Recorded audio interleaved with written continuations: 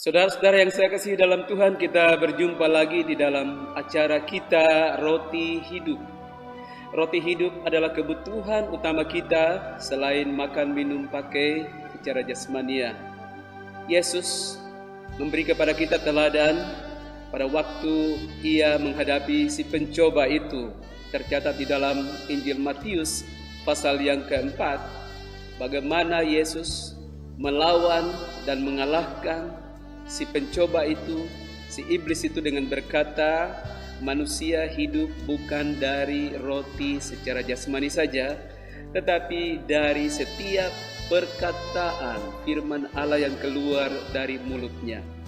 Dan hal itu menjadi pedoman dalam program ini bahwa kita bisa saja menikmati makan, minum, pakai segala sesuatu setiap hari, tetapi sungguh kekuatan kita hanya datang dari firman Allah. Karena itu saya berharap saudara menikmati acara ini, dan pelajaran kita hari ini akan berbicara terus tentang bagaimana hidup kita sebagai orang Kristen memberi pengaruh.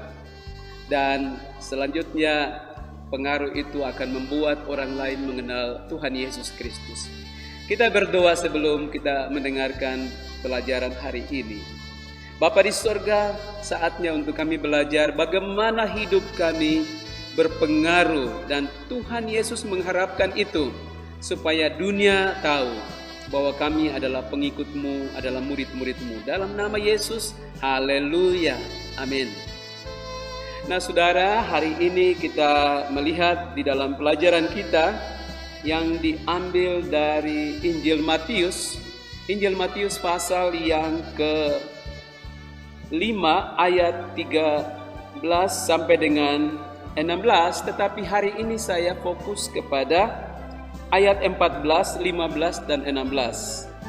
Ayat yang ke-13 berbicara tentang garam, dan hal ini sudah dibicarakan, dan hari ini saya mau berbicara tentang ayat 14, 15, 16 tentang terang dunia.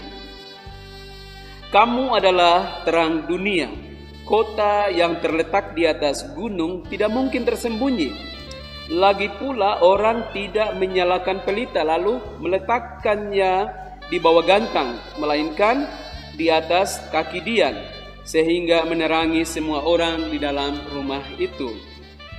Demikianlah hendaknya terangmu bercahaya di depan orang, supaya mereka melihat perbuatanmu yang baik dan memuliakan Bapamu yang di sorga.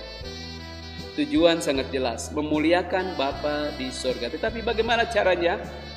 Mari kita belajar sama-sama dalam pelajaran kita hari ini. Nah, pembacaan kita ayat 14 menggunakan kata kamu. Dalam bahasa Greka digunakan kata humeis. Kamu harus bagaimana? Kamu harus melakukan atau kamu harus mendengarkan apa yang dikatakan oleh firman Tuhan ini. Kamu adalah terang dunia. Jelas sekali, itu pernyataan. Kamu itu menjadi subjek. Kamu di sini berarti kita yang saat ini mendengarkan, saya dan saudara. Nah, dikatakan di sana kamu atau kita adalah terang dunia. Luar biasa.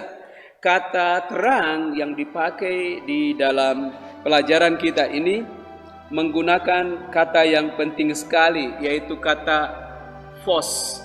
Phos dalam bahasa Yunani itu artinya cahaya. Artinya suatu kemuliaan, satu sinar. Jadi sesungguhnya saudara dan saya yang mendengarkan firman Tuhan ini, kita orang-orang yang bersinar, bercahaya di tengah kegelapan. Mengapa? Karena Yohanes pasal 1 ayat 12, kita sudah tahu ya, apa yang dikatakan di Yohanes 1 ayat 12. Dikatakan di sana, tetapi semua orang yang menerimanya, yaitu menerima Yesus, diberinya kuasa menjadi anak-anak Allah. Kata kuasa itu adalah exousia. Exousia itu adalah kuasa dari sorga, kuasa dari Yesus yang kita terima dalam hati kita itu tinggal dalam kita. Jadi secara badani, secara jasmania, memang kita orang dari kampung. Kita orang dari kampung atau dari kota atau dari suku mana saja, latar belakang apapun tidak menjadi masalah. Persoalannya adalah apakah kita menerima Yesus supaya kita mendapatkan cahaya. Karena Yesus berkata, akulah terang dunia. I am the light of the world. Luar biasa. Kita ini kemanapun kita pergi, ada tanggung jawab yang harus kita tebarluaskan, yaitu terang. Itu sebabnya kata Vos menjelaskan bahwa sungguh apapun keadaan kita, apakah seorang ibu, apakah seorang bapak, apakah seorang mahasiswa atau pelajar, apakah kita hamba Tuhan atau siapapun, tidak menjadi masalah. Status sosial tidak berpengaruh sama sekali. Tapi yang berpengaruh, powerful di dalam kita adalah ketika kita menyadari bahwa di dalam diri kita ada light, ada terang. Seperti kata Vos tadi. Nah, saudara yang saya kasih dalam Tuhan, kita mempunyai tanggung jawab. Ada dua tanggung jawab, yaitu kita harus menerangi kota kita. Coba perhatikan di ayat 14. Kamu adalah terang dunia. Kota yang terletak di atas gunung tidak mungkin tersembunyi. Jadi kata kota itu dipakai kata polis. Makanya kota itu berhubungan dengan politik. Di dalam sebuah kota ada sistem, ada cara hidup, ada aturan-aturan, dan semua itu untuk kepentingan masyarakat yang hidup di dalam polis itu, di dalam kota itu. Nah, kalau kita hadir sebagai orang Kristen di tengah masyarakat kita yang majemuk, heterogen, bukan hanya satu suku, tetapi latar belakangnya bermacam-macam, disitulah kebutuhan terang. Orang datang dengan berbagai pandangan berbeda-beda, it's okay, tidak apa-apa. Apalagi di mana kita berada, ada tetangga dengan latar belakang dari suku berbeda, latar belakang agama, bahkan menu masakan mereka berbeda dengan kita, tidak apa-apa. Yang penting adalah kita tahu apa yang ada dalam kita, yaitu ada Yesus. Dan Yesus itu adalah terang dunia.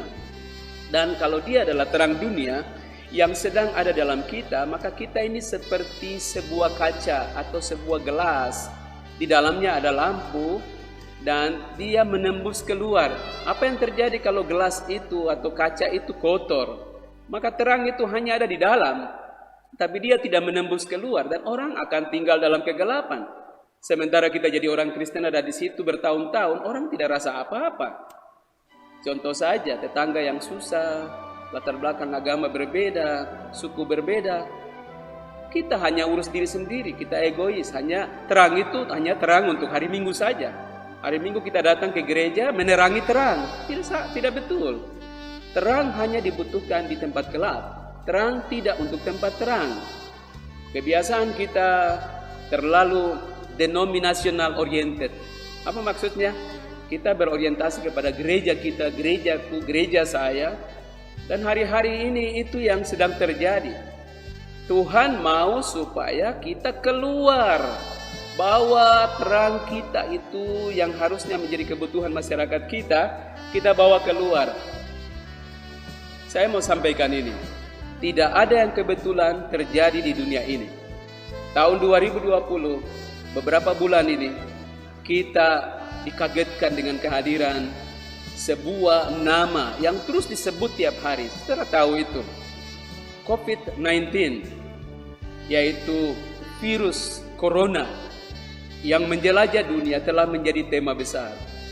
Seakan-akan semua orang tidak berdaya. Saya mau sampaikan, Tuhan membuat semua indah pada waktunya. Dan bukan kebetulan sekarang ini pemerintah juga berkata bahwa kita harus stay at home. Luar biasa. Ada ungkapan begini, zaman now, N-O-W. Dikatakan dalam bahasa Jawa itu begini, Neng omah wae. Neng omah wae, now.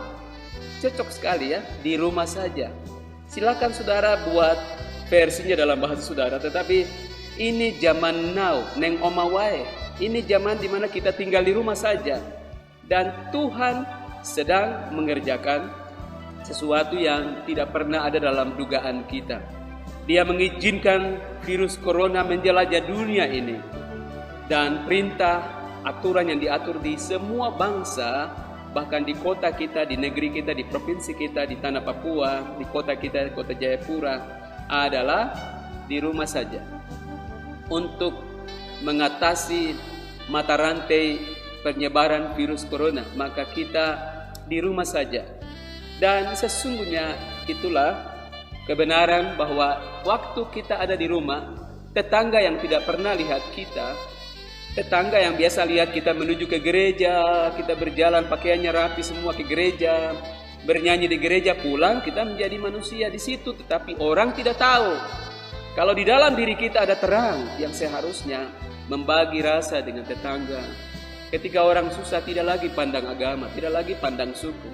Kita semua butuh pertolongan. Kita semua takut menghadapi maut.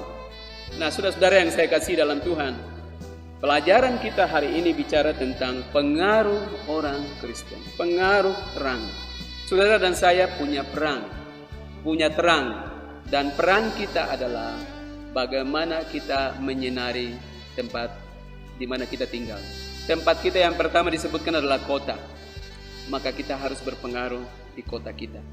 Saudara kasih, mari kita membantu pemerintah dengan mengikuti segala arahan apapun yang diberitahukan, yang diarahkan dengan social distance, tetapi juga physical distance, atau menjaga jarak, supaya kita semua menjaga diri maupun menjaga orang lain.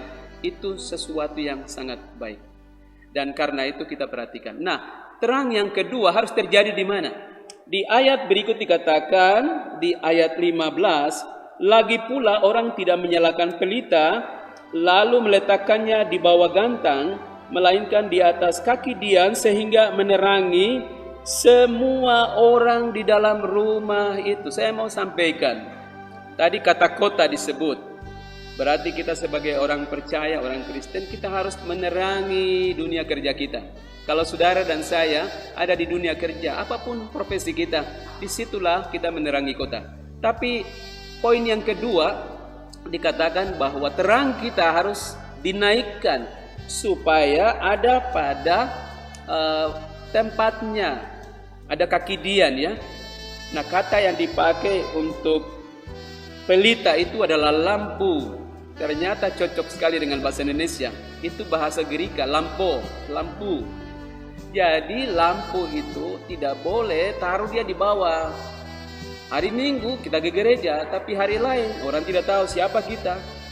Saudara, ini penting sekali kita belajar kebenaran, menggali firman supaya kita mengerti bahwa sekecil apapun, dari kampung manapun, tinggal di manapun, yang penting kita adalah terang. Terang kita harus menerangi keluarga kita, suami istri, kita ada dalam terang supaya situasi apapun kita mengalaminya.